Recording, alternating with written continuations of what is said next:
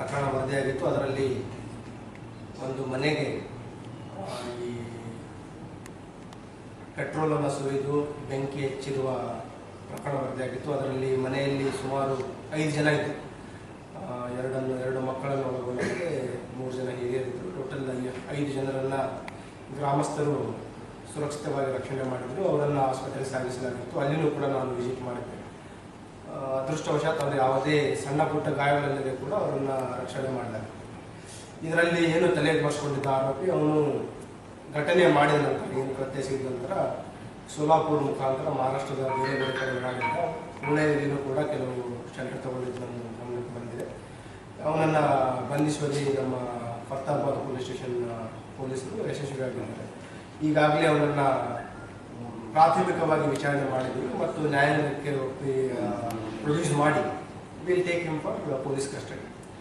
ಅದರಲ್ಲಿ ಈಗ ಪ್ರಾಥಮಿಕವಾಗಿ ನಮ್ಮ ವಿಚಾರಣೆ ಬಂದಿರೋದೇನಂತಂದರೆ, ಏನು ಆರೋಪಿ ಇದ್ದಾನೆ ಮತ್ತು ವಿಕ್ಟಿಮ್ಸ್ ಫ್ಯಾಮಿಲಿ ಇದೆ, ಅವರ ನಡುವೆ ಈ ಹೊಲ ಖರೀದಿ ಮತ್ತು ಮಾರಾಟದ ಬಗ್ಗೆ ಸುಮಾರು ವರ್ಷಗಳಿಂದ ಡಿಸ್ಪ್ಯೂಟ್ ನಡೀತಾ ಇದೆ. ಬೇಸಿಕಲಿ ಒಂದು 4 ಎಕರೆ ಜಮೀನಿನ ಬಗ್ಗೆ ಇದು ವಿವಾದ ನಡೀತಾ ಇದೆ. ಅದು ಕೋವಿಡ್ಗಿಂತ ಮೊದಲಿನಿಂದ ಗಲಾಟೆ ಡಿಸ್ಪ್ಯೂಟ್ ಸ್ಟಾರ್ಟ್ ಆಗಿದೆ.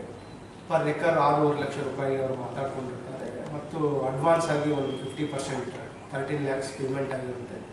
ಇನ್ನೂ 13 lakhs ಪೇಮೆಂಟ್ ಮತ್ತು ಹೊಲ ರಿಜಿಸ್ಟ್ರೇಷನ್ ಬಗ್ಗೆ ವಾಗ್ವಾದ ಆಗಿ ಸಿವಿಲ್ ನ್ಯಾಯಾಲಯದಲ್ಲೂ ಕೂಡ ಅವರು ದಾವೆಯನ್ನು ಹೂಡಿದ್ದಾರೆ.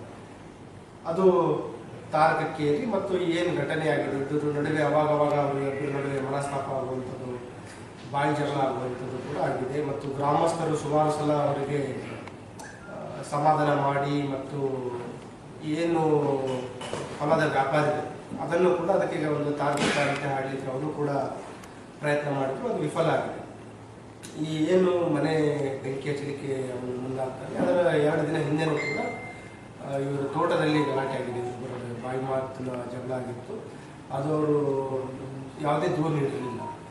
ಅದರ ಹಿನ್ನೆಲೆಯಲ್ಲಿ ಅವತ್ತು ಬೆಳಗಿನ ಜಾವವನ್ನು ಒಂದು ಪೆಟ್ರೋಲ್ ಬಂಕಿಗೆ ಹೋಗಿ ಒಂದು ನಿಯರ್ಲಿ 20 ಲೀಟರ್ಸ್ ಅಷ್ಟು ಪೆಟ್ರೋಲನ್ನು ಖರೀದಿ ಮಾಡಿದ್ದಾರೆ ಮತ್ತು ಕರ್ಪೂರ, ಮ್ಯಾಚ್ ಬಾಕ್ಸ್ ಎಲ್ಲೆಲ್ಲಿ ಖರೀದಿ ಮಾಡಿದ್ದಾರೆ ಕೂಡ ನಮಗೆ ಮಾಹಿತಿ ಕಲೆ ಹಾಕಿದ್ದೀವಿ.